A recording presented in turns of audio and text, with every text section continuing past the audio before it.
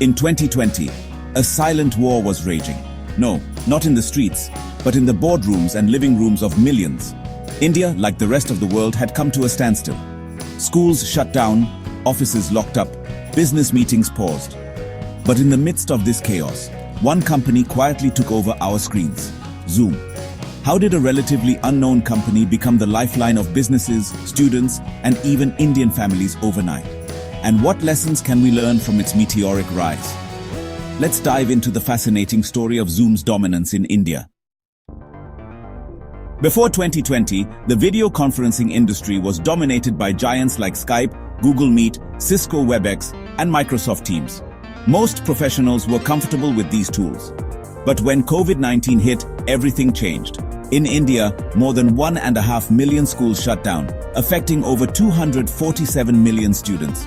Businesses were forced to shift online, and even doctors started seeing patients via video calls. Suddenly, everyone needed a video conferencing tool that was simple, reliable, and worked even with India's patchy internet. This is where Zoom entered the spotlight.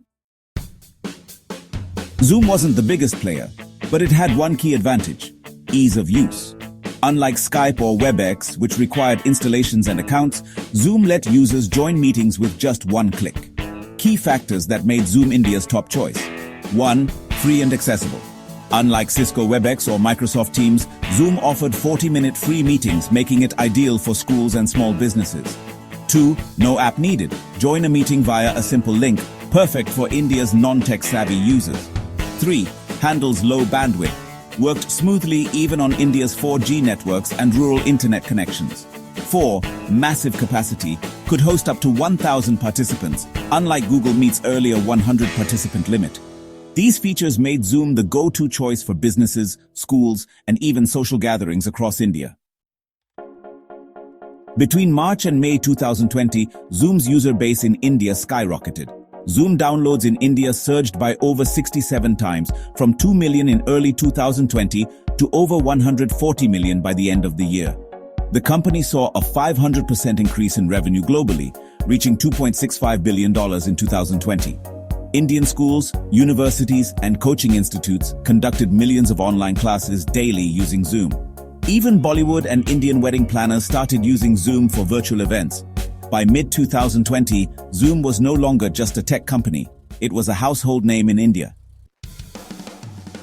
With great power comes great scrutiny.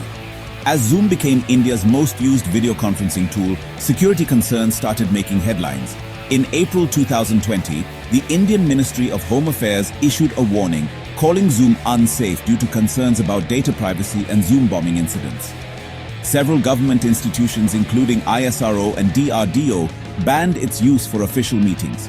Competitors like JioMeet, Reliance's answer to Zoom, tried to capitalize on these concerns but failed to gain traction.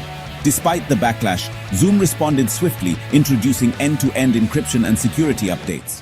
The result? Users stayed loyal. Zoom's story in India teaches us 4 key business lessons. 1. Simplicity wins. The easiest to use product often beats the most feature-packed one. 2. Adapt to market needs. India needed a lightweight, high-quality video tool. Zoom delivered. 3. Rapid innovation is key.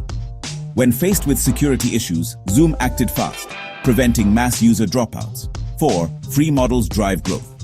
Zoom's free tier helped millions get on board, creating a mass adoption effect.